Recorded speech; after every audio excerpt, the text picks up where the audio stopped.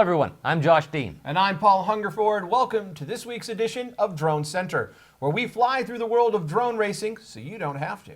Tonight, we will bring you some of the weekend's race results and highlights, as well as announce the 10th pilot for the DR1 Invitational presented by Mountain Dew. We also have breaking news of the DR1 Invitational Grand Prize, which includes the words big and money. We will also return to our New York correspondent Sebastian Bean of Third Law Sports, who will dive into the qualifications for the upcoming MultiGP 2016 Drone Racing Championship. Our first race brings us to Aurora, Colorado, where 17 pilots competed in the Tower of Doom. Pilot Drone Cold Stunner, clearly a wrestling fan, took third place with Damon 42 taking the number 2 slot and Blink bringing home the top prize with 26 points. The Die Hard Summer Drone Series took place this past week in Snohomish, Washington, and consisted of 4 main events: the 4-inch, 5-inch, open class, and beginner's class. Larsenist gets a shout-out with his X-Wing for top points in the beginner's series. In the 5-incher, Merland took third with 20 points, followed closely by Cody with 21. But Jason pulled out ahead with 25 points to take first place. In the 4-incher, Merland beat out Alexka for second, but could not overtake Jason, who again took first place with 26 points. Congratulations, Jason. The June points race held in Orlando, Florida's Southport Community Park brought together 13 racers from the pro and intermittent class. Citra FPV brought home third place with 19 points. MP Biv earned second place with 22 points, and Navahawk edged ahead of the pack with a whopping 26 points. WMAC 3S and 4S Spec Champs event in Wellington, New Zealand roared into action this weekend, with Cleggy taking second in 4S. Ashley Wood took third, and RC Supplies took first place with an impressive 35 points. In the 3S competition, the top 3 went to Not the Eyes in third with 25 points. Jonathan D. took second with 30 points, and RC Supplies swept the weekend with another first place and 44 points. Well done, RC Supplies. Apparently his supplies were a bit faster than the others. Finally, let's fly over to Spain. The National Open Drone Race was held in O Porriño in Galicia, northwest Spain, where drone racing is relatively new. What is remarkable is that events like this show how fast the sport is truly spreading. Local organizers were able to not only attract regional pilots to the event, but obtain some good news coverage as well. We expect to be telling their story within the weeks to come. Back to America, racing got a bit artsy this past weekend due to the Aerial Sports League's Drone Sports World event held at the Innovation Hangar in San Fran. Formerly known as the Palace of Fine Arts, 2 years ago on its 100th birthday, it became Innovation Hangar. Along with some night racing, the event allowed audience members the chance to strap on goggles for a drone ride-along. It's a brave new FPV world, my friends. So brave that the mainstream media continues to take notice. Last week, the Today Show's Steve Patterson gave a report on the massive impact and speed at which drone racing has been growing in popularity. If you've got the need for speed, there's a new sport in town. It's called drone racing. Yeah, those on the ground floor of this sport say its popularity is rising at an unprecedented rate, and it is expected to go mainstream. The report covered the Mega Drone X down in Louisville, Kentucky. Invitational pilot Luke Bannister, Banny UK, was highlighted for his winning the World Drone Prix in Dubai. Now to our correspondent Sebastian Bean of Third Law Sports with his report on the qualifications for the upcoming MultiGP 2016 Drone Racing Championship. Thanks, Josh and Paul. I'm Sebastian with ThirdLawSports.com, and I'm here to talk about the MultiGP 2016 Drone Racing Championships. This event will take place in Muncie, Indiana, at AMA headquarters over Labor Day weekend. Last week, MultiGP released a video detailing how to qualify and compete as one of 52 pilots at the championship race. So let's break it down a little bit and explain to you how you can qualify for the championship race. There are 4 different ways. The most straightforward is route number 1. All you need to do is contact your local MultiGP chapter, go to a regional qualifier, and then that leads to the regional finals. If you win the regional finals, you get an automatic spot in the championship race. A total of 12 pilots will be able to go this route. Route number 2 is for the pilots who go to a regional final but don't win.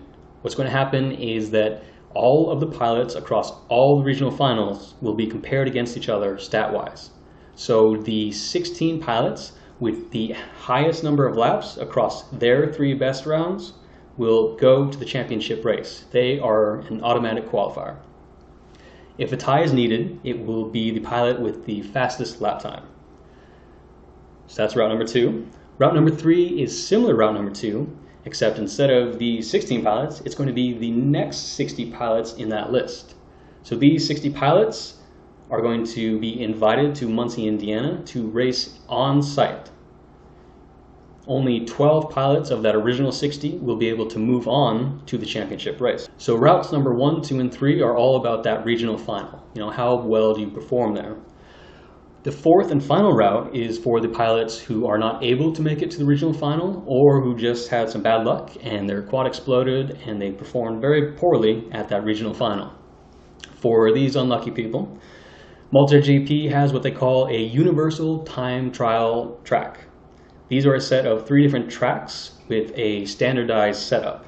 If you can submit proof to MultiGP that you can fly one of these tracks under a certain time limit, then you will be invited to Muncie to fly on site. Again, similar to round number 3, it will be a group of 60 pilots that are going to be invited. And you will have to compete against these 60 pilots to win 12 spots in the championship race. For this route, you can set up a track to MultiGP's specifications on your own if you need to or want to, but it would be a lot easier if you just contact your MultiGP chapter and work with them to submit the proof that MultiGP needs. So that's the 4 routes. Sounds a little complicated, but I think if you just take it one route at a time, then you can fully understand, the best way for you to qualify. If you need more details on the event, or if you need to find your local MultiGP chapter, you can go to multigp.com. I'm Sebastian with thirdlawsports.com. Back to you, Josh and Paul. Thank you, Sebastian. So let's fly in some pilots, shall we? Now, as you know, we've already announced 9 pilots for the DR1 Invitational presented by Mountain Dew. Tonight, we bring you the 10th, ladies, gentlemen, and drones. Without further ado, I give you pilot number 10, Phil Freibach. Hello, Phil. Hi, Phil. Hey, good to see you guys. Phil, is it true that you've only been flying for less than a year? Yeah, I think it's close to a year now. Well, how did you come to fly drones competitively? Because I saw some competitions online and I thought, hey, maybe I can fly through some gates too, and then I started racing. So how does it feel to be the latest member of the DR1 Invitational? It's one of the best things in my life. How would you compare the drone racing community to other sport communities? I was coming from the BMX industry, so I rode already for 10 years, professional BMX. And it's kind of similar to skateboarding and BMX and what I like about it. So I imagine you were present as BMX became more and more popular. Would you say that you're seeing the same rise in drone racing? Yeah, I think we are getting there, but it's still a growing sport, so we are not there yet. But it's good because we're here from the beginning, so we can form the sport however we want it, or at least we can try it. And how would you like to see it go from here? That it will be competition-like, but also that you're going to meet your friends all over the world and have just fun and have at the same time a competition. So it's more like flying with each other. You know, in speaking with all of the pilots that have qualified for the Invitational, it always seems like the focus for them is getting to fly with friends.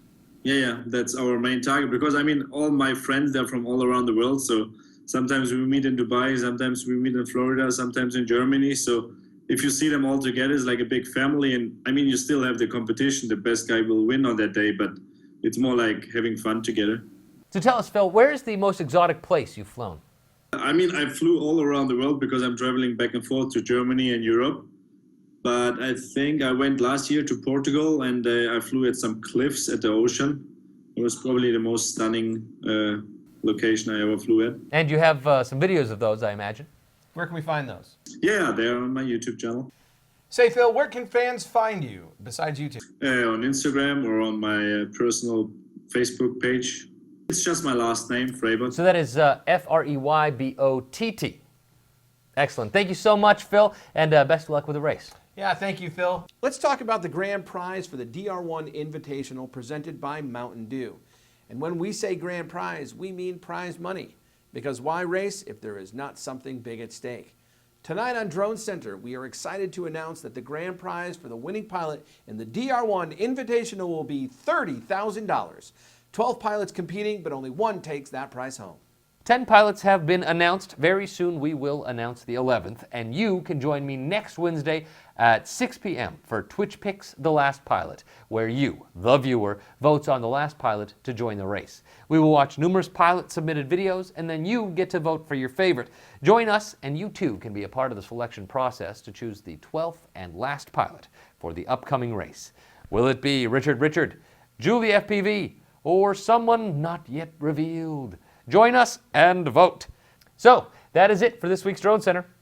I'm Paul Hungerford. And I, Josh Dean, am the drone you're looking for. Thanks for watching.